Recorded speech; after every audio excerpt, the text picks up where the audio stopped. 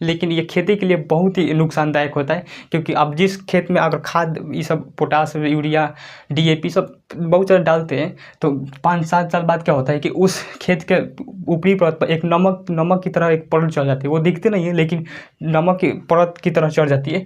तो उस हम लोग रे या कलर कहते हैं। क्या कहते हैं? रे या कलर।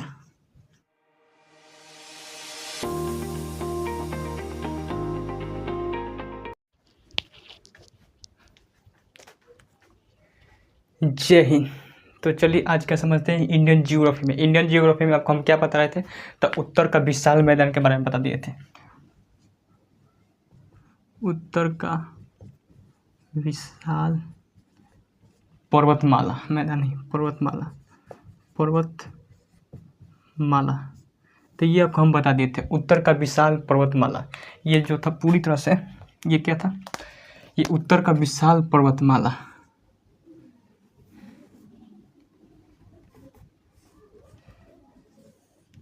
ये क्या था? उत्तर का विशाल पर्वतमाला।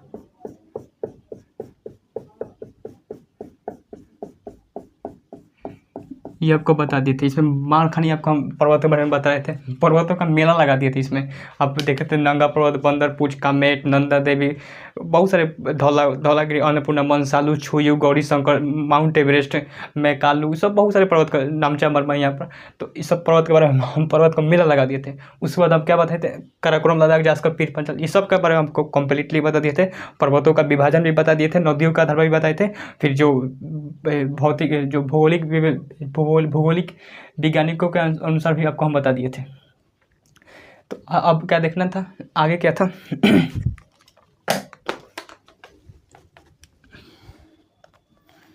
आगे जो था ये तो देख लिए थे।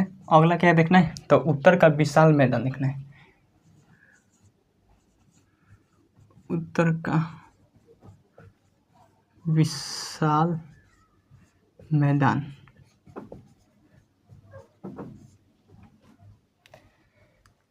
क्या देख रहे हैं? अरे तू क्यों गड़बड़ गिर रहा है? तो उत्तर का विशाल मैदान के बारे में आज देखना है। तो चलिए देखते हैं। देखिए, उत्तर का विशाल मैदान जो है, ये रहा उत्तर का विशाल मैदान। जस्ट हिम पर्वत के जस्ट क्या है, नीचे। अब पूरी तरह से नहीं, हालांकि कौन कौन, ये पंजाब आ जाएगा, पंजाब इसमें कुछ थोड़ा सा हरियाणा भी आ जाएगा, फिर यूपी, बिहार आ जाएगा, फिर यहाँ पर झारखंड नहीं आएगा। झारखंड में तो पठारी एरिया है, वहाँ पर कहाँ पर मैदान आएगा। और यहाँ पर पश्चिम बंगाल आ जाएगा, फिर असम का क्षेत्र आ जाएगा। तो ये सब लेकर चलेंगे तो पंजाब वगैरह, थोड़ा पूरा यूपी और बिहार, यूपी बिहार, फिर हल्का सा क्या हो जाएगा, ये थोड़ा सा ये एरिया आ जाएगा पश्चिम बंगाल वाला। और ये पूरी तरह से क्या आ जाएगा? असम। क्या आ जाएगा? असम। ये जो है वो क्या है, हालांकि उत्तराखंड इसमें नहीं है। ये सब जो है वो क्या है? उत्तर का विशाल मैदान है।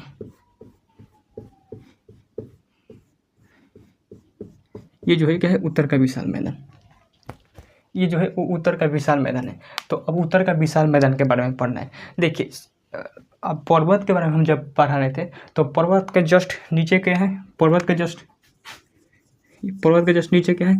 विशाल मैदान है। कहते हैं विशाल मैदान है, लेकिन डायरेक्ट विशाल तो मैदान तो आया नहीं होगा, क्योंकि अब ऊपर पहाड़ी एरिया है। तो पहाड़ी एरिया में कुछ पत्थर जो आएंगे वो थोड़ी दूर तक मैदान के क्षेत्र में भी आ जाएंगे। तो कुछ थोड़ी दूर तक पत्थर वगैरह जाते हैं, उस हम लोग भावड़ क्षेत्र कहते हैं। क्या कहते हैं? मैदान में पहला जो होता है, कुछ एरिया जो आता है, ये क्या कहलाता है? भावड़ क्षेत्र। क्या कहलाएगा? भावड़ क्षेत्र। क्षेत्र को प्रदेश, आगे जियोग्राफी में क्षेत्र को प्रदेश वगैरह कहते हैं। तो भावर प्रदेश या फिर भावर क्षेत्र। तो पहले कौन है का? भावर क्षेत्र। इसमें क्या होगा? पत्थर वगैरह। इसमें क्या आता है? पत्थर, छोटे छोटे पत्थरों के टुकड़े वगैरह देखने को मिलेगा। किसमें? भावर प्रदेश में। क्योंकि जैसे ही ये जब खत्म होता है, पर्वत एरिया खत्म होता है और मैदानी एरिया शुरू होता है, तो डायरेक्ट तो मैदानी एरिया नहीं, समतल मैदान तो आएगा नहीं। और पहले क्या आएगा? थोड़ी सी ऊबड़ खाबड़, कुछ दूर तक ऊबड़ खाबड़ आएगा। तो इसमें क्या आ जाएगा? इस हम लोग भावर क्षेत्र कहते हैं। इसमें पत्थर वगैरह देखने को मिलती है। अब देखिए, मैदानी एरिया में नदियों का बहुत बड़ा योगदान रहता है। लेकिन जब तक नदी नहीं रहेगी, जब तक तो कोई भी मिट्टी वगैरह जो होती है वो उपजाऊ वगैरह नहीं रहता है। तो जब मिट्टी उपजाऊ नहीं रहेगा, तो मैदानी क्षेत्र किस काम का? जब मिट्टी उपजाऊ नहीं रहेगा तो पत्थर बन जाएगा, ये भी बालू बन जाएगा, तो वो तो मैदानी एरिया नहीं आएगा। अब मरुस्थल जो है मैदानी एरिया में नहीं आएगा। तो मैदानी एरिया में नदियों का बहुत ही बड़ा योगदान रहता है। तो कुछ नदियों के बारे में आपको बताएंगे क्या क्या योगदान है। तो देखिए, जब ये भावर क्षेत्र में क्या होता है, पत्थर वगैरह पाए जाते हैं। तो जैसे ये आप पर्वत को छोड़कर मैदानी क्षेत्र में आएंगे तो भावर क्षेत्र मिलेगा। अब जरा सोचिए, नदी वगैरह जो होती है वो पहाड़ी एरिया से निकलती है। तो जब पहाड़ी एरिया से निकलती है तो जहाँ पर ढुला होगा वहीं पर तो नदियाँ उसी एरिया में उसी रास्ते के हिसाब से नदियाँ चलेगी। तो मैदानी क्षेत्र में ढुला होता है, जिस वजह से यहाँ से सारी नदी जो थी वो नीचे की ओर चली जाती है। और जब नीचे की आती रहती नदियाँ, तो इस भावर क्षेत्र में जो होता है वो बड़े बड़े पत्थर होते हैं। और नीचे ही नहीं कि एकदम सपाट नहीं होता है, बल्कि ऊपर खाबर होता है। और नीचे क्या होता है, खाली स्थान भी होता है कहीं कहीं पत्थर होने के कारण। अब एक बाल्टी पत्थर बिक दीजिए तो नीचे बिकेंगे तो वहाँ पर कुछ खाली जगह रहेगा। तो उसी खाली जगह में से नदियाँ क्या निकलती है, नदियाँ बहती चली जाती है, जिस वजह से आप ऊपर से देखेंगे तो उतना नहीं दिखाई देती है। इसलिए नदी यहाँ पर क्या रहती है, लुप्त रहती है। विलुप्त नहीं, लुप्त मतलब दिखाई नहीं देती है। तो नदी क्या रहती है, नदी जो होती है वो लुप्त रहती है, लुप्त।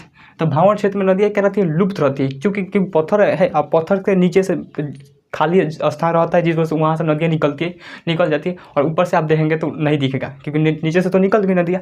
तो इसलिए नदियाँ क्या रहती है, लुप्त रहती है, बल्कि विलुप्त नहीं, लुप्त रहती है, नहीं दिखाई देती है। लेकिन उसके बाद भावर क्षेत्र तो धीरे धीरे पत्थर एरिया, अब नीचे की ओर आएंगे तो पथरीला एरिया खत्म होगा और समतल मैदान शुरू होगा। जैसे ही इसके नीचे की ओर आएंगे तो एरिया खत्म होगा और क्या आएगा, मैदानी क्षेत्र। कुछ किलोमीटर तक मैदानी क्षेत्र आएगा। अब मैदानी क्षेत्र आएगा तो उसे हम लोग भावर क्षेत्र के बाद क्या आता है, तराई क्षेत्र। क्या आता है, तराई क्षेत्र। दूसरा जगह तराई क्षेत्र, तराई क्षेत्र। और तराई क्षेत्र में नदियाँ दिखाई देने लगती है। अब तराई क्षेत्र में नदियाँ क्या करते थे, दिखाई देने लगती है। और यहाँ पर नदियाँ की पानी बहुत ज़्यादा हमेशा मतलब ज़्यादातर साल भर नदी जो होती है वहाँ पर तराई क्षेत्र में नदी पानी रहबे करती है।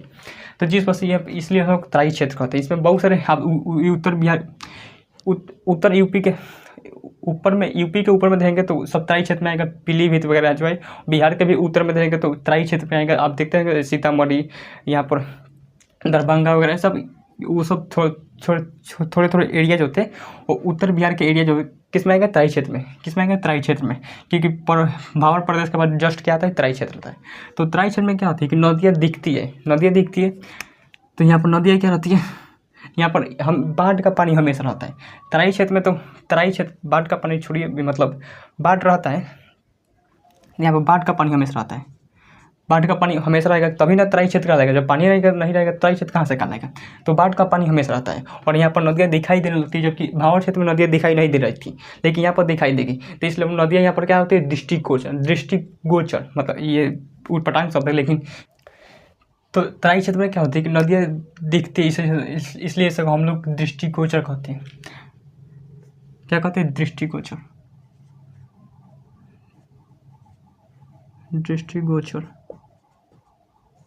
क्या कहते हैं, दृष्टिगोचर कहते हैं। तो तराई क्षेत्र में पानी जो होता है हमेशा लगा रहता है। अब देखते हैं कि पंजाब के कुछ एरिया ऊपर देंगे, उत्तरी यूपी को देंगे या फिर उत्तर बिहार में देंगे तो तराई क्षेत्र देखने को मिलेगा कहीं कहीं पर। तो सब क्या है, तराई क्षेत्र में। इसमें तराई क्षेत्र में जो खेती जो होती है, तराई क्षेत्र में तो खेती नहीं होगी, हालांकि कुछ खेती होती है। जैसे आप सिंघाड़ा के देखते होंगे, सिंघाड़ा अब देखते हैं नोकीला रहता है सिंघाड़ा का। तो सिंघाड़ा भी खेती जो होते हैं वो हो सकती है तराई क्षेत्र में, क्योंकि वो हमेशा पानी में ही रहता है। तो 2-4 और भी खेती जो हो सकती है तराई क्षेत्र में। अब आता है तीसरा जो होता है तराई क्षेत्र के बाद अगला कुछ दूर तक जाएंगे, यहाँ तक कुछ दूर तक जाएंगे तो कुछ दूर तक तो उसे हम लोग खादर प्रदेश कहते हैं। खादर क्षेत्र या फिर क्या कहते हैं, खादर प्रदेश, खादर क्षेत्र। क्या कहते हैं, खादर क्षेत्र। देखिए खादर क्षेत्र में क्या होता है कि जैसे ही तराई क्षेत्र से निकलता है तो तराई क्षेत्र में पानी तो हमेशा लगा रहता है, हमेशा खींच का भरा रहेगा, पानी रहेगा। उसके बाद नदियाँ जो होती है वो आगे बढ़ती है तो वो एरिया खादर क्षेत्र कहलाता है। खादर क्षेत्र में जो होता है वो प्रत्येक साल क्या होती है, बाढ़ आ जाता है। देखिए ये खादर क्षेत्र तराई क्षेत्र नहीं होता है। तराई क्षेत्र में मतलब हमेशा पानी लगे रहेगा 12 महीना, एक साल में 12 महीना होता है तो 12 महीना जब तक पानी लगे रहेगा। लेकिन खादर क्षेत्र में क्या होता है कि कभी कभी पानी, बाढ़ का पानी जो होता है मतलब अभी भी नहीं, हर साल बाढ़ का पानी चल जाता है। जैसे एक सीजन में, जैसे आप देखते होंगे अगस्त सितंबर के महीने में, फिर उससे पहले भी क्या होता है, बाढ़ का पानी चला आता है कि नदियों में पानी बढ़ता है और बाढ़ का पानी जो होता है चला जाता है। तो हर साल जहाँ पर पानी जाता है बाढ़ का, वो खादर क्षेत्र कहलाएगा। क्या कहलाएगा? खादर क्षेत्र। इसमें क्या होगा, हर साल बाढ़ का पानी जो होगा प्रति ईयर, बाढ़ का पानी जो होता है वो प्रति ईयर क्या होता है, प्रति ईयर। तो हमेशा जब बाढ़ का पानी जाता है वो क्या कहलाएगा, खादर प्रदेश। इसमें खेती के लिए बहुत ही अच्छा होता है। खेती अब क्यों खेती के लिए बहुत ही अच्छा होता है, क्योंकि नदियाँ जो होती है वो जहाँ तहाँ से मिट्टी काट कर लाई रहती है, जहाँ तहाँ से पेड़ पौधे की जो पत्तियाँ होती है उन सबको काट कर, जितने भी फल फूल के कचरे वगैरह होते हैं, तो जहाँ तहाँ मिट्टी काट कर लाई रहती है, तो उसमें खादर की मात्रा बहुत ज़्यादा होता है। यानी उसमें वो भूमि जो होती है बहुत ही उपजाऊ होती है, जिस कारण वो भूमि क्या करती है, जब जहाँ पर बाढ़ जाता है तो वहाँ की मिट्टियाँ ले जाकर जमा कर देती है। मिट्टी क्या ले लेती है, जमा कर देती है। और जिस वजह से वहाँ पर अगर उस मिट्टी पर क्या, वो मिट्टी के ऊपर चढ़ा देती है, जिसे जलोढ़ मिट्टी कहते हैं। नई जलोढ़ मिट्टी अब आगे पढ़ेंगे, अभी बता दे रहे हैं ये। तो मिट्टी क्या करती है, ऊँचा चढ़ा देती है, किस पर, खादर क्षेत्र पर। तो खादर क्षेत्र में क्या होता है कि वहाँ पर आप कुछ भी चीज़ की खेती कीजिएगा तो वहाँ पर खाद डालने की जरूरत नहीं पड़ेगी, क्योंकि ऑटोमेटिक वहाँ पर बहुत ही उपजाऊ भूमि हो जाती है। क्योंकि हर साल नदियाँ जहाँ तहाँ से मिट्टी काट कर लाई रहती है, जिस वजह से बहुत ज़्यादा उपजाऊ हो जाती है भूमि। तो यहाँ पर क्या होता है, खाद वगैरह छींटने की जरूरत नहीं पड़ती है। तो खादर सिटी जो होती है, खादर से जो होता है वो बहुत ही उपजाऊ भूमि होता है। क्या होता है, उपजाऊ भूमि है। उसके बाद अगर आगे बढ़ेंगे, ये सब खादर क्षेत्र हो गया। लेकिन उसके बाद जैसे ही आगे बढ़ेंगे, ये सब एरिया क्या कहलाएगा, ये सब बांगर क्षेत्र कहेंगे। क्या कहेंगे, बांगर क्षेत्र। देखिए बांगर क्षेत्र में क्या होता है कि हर साल पानी, बाढ़ का पानी नहीं पहुंच पाता है, कभी कभी पानी पहुंच पाता है। आप देखते हो कभी कभी पानी, बाढ़ का पानी जो होता, बाढ़ का पानी जो होता है वो कभी बाढ़ का पानी कभी कभी पहुंच पाती है। और ये बाढ़ की तरह नहीं पहुंच पाती है कि बाढ़ की तरह अकेली डुबा देगा, नहीं। अब ज़्यादा पानी नहीं पहुँचती, जैसे कि ठेवनामर हो गया, डांडमर हो गया, पानी इतने ही पहुंच पाती है, ज़्यादा नहीं पहुंच पाती है। तो बाढ़ का पानी कभी कभी पहुंच पाती है, तो वो ऐसे क्षेत्र को हम लोग बांगर क्षेत्र कहते हैं। और ये खेती उतना उपजाऊ के लिए नहीं होता है, ये खेती जो उतना उपजाऊ नहीं हो पाता है। इसलिए इसमें हम लोग क्या कर डालते हैं, खाद डालते हैं। क्या जाता है, खाद। ये भूमि उपजाऊ नहीं होती, इसलिए हम लोग इसमें खाद का प्रयोग करते हैं। क्या करते हैं, खाद का प्रयोग। तो जो रासायनिक खाद का प्रयोग किया जाता है उसमें बहुत ज़्यादा क्या होता है, खेती का नुकसान, बहुत ज़्यादा नुकसान पहुँचते हैं। जितने भी रासायनिक आप यूरिया हो गया, पोटास, ये सब हो गया, आप लोग खाद डालते हैं तो वो नो डाउट उससे पैदावार बहुत ज़्यादा बढ़ता है। लेकिन ये खेती के लिए बहुत ही नुकसानदायक होता है, क्योंकि आप जिस खेत में अगर खाद ये सब पोटास, यूरिया, DAP सब बहुत ज़्यादा डालते हैं, तो 5-7 साल बाद क्या होता है कि उस खेत के ऊपरी परत पर एक नमक की तरह एक परत चढ़ जाती है। वो दिखती नहीं है लेकिन नमक की परत की तरह चढ़ जाती है। तो उस हम लोग रे या कलर कहते हैं। क्या कहते हैं, रे या कलर कहते हैं, जो कि यह खेती के लिए बहुत ही नुकसानदायक होता है। तो बांगर क्षेत्र में क्या होता है कि ये इसमें हम लोग जब रासायनिक खाद का प्रयोग करते हैं तो उसकी मिट्टियाँ जो होती है वो 5 साल बाद क्या हो जाती है, रेह पर कलर टाइप का हो जाता है, जिस कारण वहाँ पर वो भूमि उपजाऊ के लिए उतना अच्छा नहीं रह पाता है। तो यही होता है। लेकिन अब जो बांगर क्षेत्र है वो कैसे होगा, तो नेचुरल खाद का प्रयोग करने से, नेचुरल खाद का जैसे कि आप गाय के गोबर जो होता है वो नेचुरल खाद में माना जाता है, या फिर कोई भी पत्तियाँ, सड़ी गली पत्तियाँ भी वो भी नेचुरल खाद में आती है। या फिर आप देखते होंगे जो फल वगैरह हो सब सड़ जाते हैं, तो सड़ने के बाद वो सब नेचुरल खाद में आते हैं।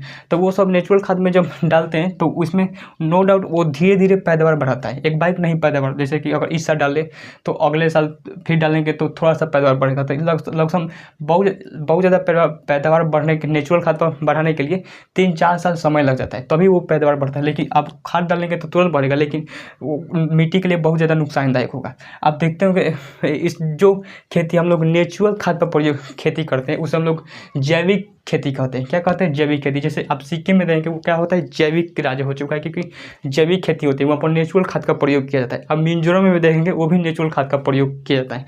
और त्रिपुरा में, आप देखेंगे त्रिपुरा में जो होता है, त्रिपुरा की राजधानी अगरतला, वो भी क्या हो चुकी है, नेचुरल खाद पर वहाँ पर भी प्रयोग किया जाता है। तो जिससे कि जैसे कि पैदावार में तो बहुत ज़्यादा बढ़ता है लेकिन तुरंत नहीं बढ़ता है, और जो मिट्टी होती है वो भी ख़राब नहीं होती है। लेकिन खाद वगैरह डालने से क्या होता है, रेही पर कलर होती है जिस वजह से वो उतना उपजाऊ नहीं दे पाती है। तो ये क्या था, बांगर क्षेत्र। क्या हो जाता है, बांगर क्षेत्र। अब देखिए खादर में क्या होता है कि इसमें सब लोग नई जलोढ़ मिट्टी कहते हैं खादर क्षेत्र को, नई जलोढ़ मिट्टी। नई ये से हम लोग पुरानी जलोढ़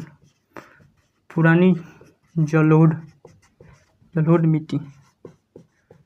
देखिए पुरानी जलोढ़ मिट्टी और नई जलोढ़ मिट्टी क्या होता है, देखिए खादर क्षेत्र को हम लोग नई जलोढ़ मिट्टी क्या होता है, क्योंकि हर साल इसमें यहाँ पर हर साल पानी आता है, बाढ़ का पानी प्रति ईयर, यानी हर साल बाढ़ का पानी चल आता है। और वो बाढ़ का पानी जो होता है वो जहाँ तहाँ से नए नए मिट्टियों को काट कर लाई रहती है। तो जिस वजह से एक उस वहाँ पर किस पर खादर क्षेत्र में एक परत बिछा देती है, नया परत बिछा देती है, जिसे हम लोग नई जलोढ़ मिट्टी कहते हैं, क्योंकि हर साल वहाँ पर परत बिछाएगी, हर साल परत बिछाएगी। लेकिन जैसे ही वो बांगर क्षेत्र आता है तो बांगर क्षेत्र में तो बाढ़ का पानी हर साल तो जा नहीं पाता है, तो हर साल नहीं जा पाएगा। तो जब जिस साल जाएगा उस साल तो एक नया परत बिछा देगा, लेकिन हर साल तो नहीं जाएगा। तो वहाँ पर कभी कभी क्या हो करता है, कोई कभी साल जो होता है वो वहाँ पर मिट्टी बिछा देता है। तो इसलिए उसको पुरानी जलोढ़ मिट्टी कहते हैं। ये समझ गए। कोई ये क्वेश्चन पूछा हुआ है कि नई जलोढ़ मिट्टी किसे कहते हैं, ये 4 ऑप्शन दे देगा, भावर क्षेत्र, तराई क्षेत्र, खादर क्षेत्र और बांगर क्षेत्र। तो ये आप सीक्वेंस याद रखिएगा। कौन कौन, पहले आता है भावर क्षेत्र। उसके बाद देखिए भावर क्षेत्र में क्या होता है, नदियाँ विलुप्त रहती है, लुप्त रहती है, क्योंकि दिखाई नहीं देती है, पत्थरों के नीचे से नदियाँ निकल जाती है तो दिखाई नहीं देती है, सब लोग भावर क्षेत्र कहते हैं। भावर क्षेत्र के बाद कौन सा आता है, तराई क्षेत्र। तराई क्षेत्र में क्या होता है, नदियाँ दृष्टिगोचर होती है, नदियाँ दिखाई देती है, वहाँ पर हर साल पानी, हर 12 मास, हमारे यहाँ 12 महीना पानी लगा रहता है, तो उसे तराई क्षेत्र कहते हैं। और इसमें जो फल मतलब जो जिसमें ज़्यादा पानी की जरूरत पड़ती है वहाँ पर ये हो सकता है, जैसे सिंघाड़ा वगैरह हो गए, बट और भी चीज़ होती है। उसके बाद खादर क्षेत्र। खादर क्षेत्र में क्या होता है, यहाँ पर हर साल पानी, बाढ़ का पानी आता है और एक नया परत बिछा कर चला जाता है, इसलिए सब खादर क्षेत्र को हम लोग नई जलोढ़ मिट्टी कहते हैं। उसके बाद आगे नदियाँ जब कभी कभी ज़्यादा बाढ़ आ जाती है तो नदी के पानी जो होता है वो बाढ़ और भी आगे चला जाता है, जिसे हम लोग क्या कहते हैं, बांगर क्षेत्र कहते हैं। बांगर क्षेत्र में क्या होता है कि यहाँ पर पानी, बाढ़ का पानी कभी कभी पहुँच पाता है, जिस वजह से यहाँ पर हर साल नया मिट्टी नहीं आ पाती, इसलिए इसको हम लोग पुरानी जलोढ़ मिट्टी कहते हैं। और इसमें आप तो समझ गए, रेही या पे कलर, ज़्यादा खाद का प्रयोग करने से रेही पर कलर हो जाते हैं, ये समझ गए। अब एक होता है क्या कहते हैं उसे हम लोग, डेल्टा। देखिए नदियाँ जब, इससे भी खाद सबसे ज़्यादा इसमें कौन सा भूमि उपजाऊ होती है, खादर। क्या होता है, खादर क्षेत्र होता है, लेकिन इससे भी ज़्यादा उपजाऊ होती है वो डेल्टा होती है। डेल्टा, देखिए डेल्टा क्या होता है कि जब नदियाँ क्या करती है, नदियाँ जहाँ से निकलती है, जहाँ पर समुद्र में गिरती है वहाँ पर डेल्टा बनाती है। कोई नदियाँ आप देखते हैं, सब माही नदी वगैरह हो गई, गोदावरी नदी, ये क्या करती है, यहाँ पर जहाँ से पूरी तरह से जहाँ से नदियाँ निकलती है वहाँ पर बहुत सारे मिट्टी को काट कर लाई रहती है, और मिट्टी को काट कर लाई रहती है तो कुछ दूर तक लेके जाती है, मुहाने तक ले जाती है, तो नदियाँ कमज़ोर होती है, जिस वजह से वहाँ पर बहुत सारे मिट्टी को जमा कर देती है।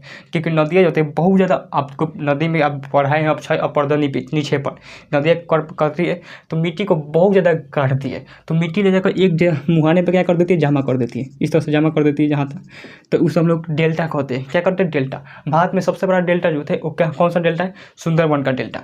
और इसमें क्या करते हैं, जहाँ तहाँ जमा कर देती है, मुहाने पर, जरूरी नहीं कि मुहाने पर ही जमा करता है, बीच में भी जहाँ पर अगर भूमि मतलब नदी के ऊपर तक भूमि जमी रहता है तो वहाँ पर भी जमा कर देती है। जैसे आप देखते होंगे यहाँ पर असम में, देखिएगा असम में ब्रह्मपुत्र नदी है।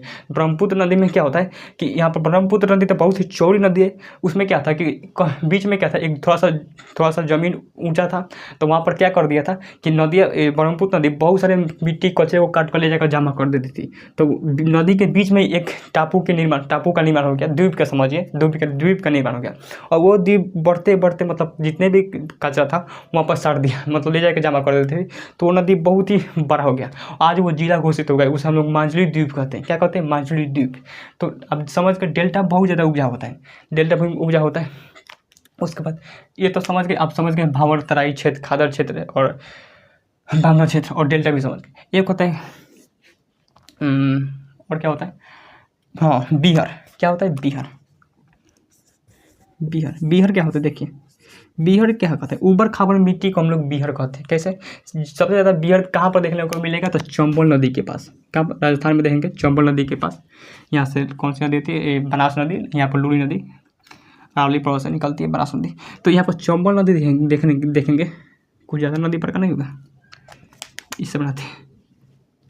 छोड़िए, ये क्या होगा, चंबल नदी। चंबल नदी के पास देखेंगे तो बहुत ज़्यादा बीहड़ क्षेत्र देखने को मिलेगा। क्यों बीहड़ क्षेत्र देखने को मिलेगा? क्योंकि यहाँ पर क्या है, यहाँ पर बालू भी देखने को मिलेगा और मिट्टी भी। ये तो इधर के एरिया था मरुस्थल है, आप देखें यहाँ पर पड़े होंगे चोलिस्तान का मरुस्थल पाकिस्तान में, और ये तो मरुस्थल हो गया। लेकिन यहाँ पर जो चंबल नदी है, यहाँ पर भी थोड़ी थोड़ी कहीं कहीं बालू देखने को मिलता है और कहीं कहीं मिट्टी देखने को मिलता है। तो जैसे जैसे अब क्या हो गया, यहाँ पर कंप्लीटली नहीं तो बालू देखने को मिलेगा, ना ही कंप्लीटली मिट्टी देखने को मिलेगा। जैसे कि आप एक दो किलोमीटर गए तो मिट्टी, आप 1-2 किलोमीटर गए तो मिट्टी दिख रहा है, फिर आगे बढ़े तो बालू आ गया, फिर 1-2 किलोमीटर गए, बालू के बाद आ गया मिट्टी। तो ऐसा ही मिट्टी है और बालू है, मिट्टी है बालू है। अब जरा सोचिए, चंबल नदी में जब चंबल नदी का पानी बढ़ेगा, यानी बाढ़ आएगा चंबल नदी में, तो बाढ़ आएगा तो यहाँ से आसपास का एरिया जो था वो काटना शुरू करेगा मिट्टी को। लेकिन सबसे जल्दी मिट्टी को तो बहुत देर से काटेगा पानी, लेकिन बालू को तुरंत काट देता है। अब बालू देखेंगे तो आपको अंदाजा होगा कि बालू को पानी क्या करता है, तुरंत काट देता है। अब जैसे आप एक बालू क्षेत्र में जाइए और 1 बाल्टी पानी बिकिए और ज़मीन पर एक मिट्टी पर पानी बिकिए, तो सबसे ज़्यादा कौन कट जाएगा, बालू। तो बालू जो होता है, और यहाँ पर चंबल नदी में जब बाढ़ आता है तो बालू को बहुत ज़्यादा काट देता है और मिट्टी को बहुत ही कम काट पड़ता है। अब कुछ किलोमीटर तक बालू था तो वहाँ पर बहुत ज़्यादा मिट्टी को काट गहरा कर दिया, 10 फीट गहरा कर दिया। लेकिन आगे क्या था, अगर आगे ज़मीन था तो आगे मिट्टी था, तो मिट्टी को बहुत ही कम काट पाया, तो वो जिस वजह से वो उस बालू के मुकाबले ऊँचा ही रह गया। तो वो बालू के मुकाबले 8-10 फीट ऊँचा ही रह गया। फिर आगे बढ़ा, फिर बालू था, फिर बालू कर दिया। फिर ऐसे ही जैसे 10 फीट गहरा, 10 फीट ऊँचा, 15 फीट गहरा, 15 फीट ऊँचा, इसी तरह से क्या होता है, बहुत ऊबड़ खाबड़ हो गया। तो ऐसे ही ऊबड़ खाबड़ मिट्टी को हम लोग क्या कहते हैं, बीहड़ कहते हैं। क्या होता है, बीहड़। सबसे ज़्यादा बीहड़ कौन बनाता है, तो चंबल नदी। क्वेश्चन ये पूछा हुआ है, बीहड़ किसे कहते हैं, ऊबड़ खाबड़ की आकृतियों को हम लोग बीहड़ कहते हैं। तो ये क्या था, उत्तर का विशाल मैदान के बारे में था। तो 2 चीज़ पढ़ ली, उत्तर का विशाल पर्वतमाला और उत्तर का विशाल मैदान। अब आगे देखना है नदियों के बारे में था, क्योंकि नदी, यहाँ पर नदी आप देखते हो बहुत सारे दिख रहा है कि नदी ही पढ़ रहे हैं। नहीं, अब नदी देख लेंगे, नदी पर दोआब पढ़ लेंगे, बहुत सारे दोआब पूछता है कि बारी दोआब क्या होता है, विश्व दोआब किन दो नदियों से मिलकर बनता है। तो ये अगले वीडियो में देख लेंगे। आज के लिए यहीं तक रहने देते हैं, तब तक मिलते हैं नेक्स्ट वीडियो में। Thank you for watching video.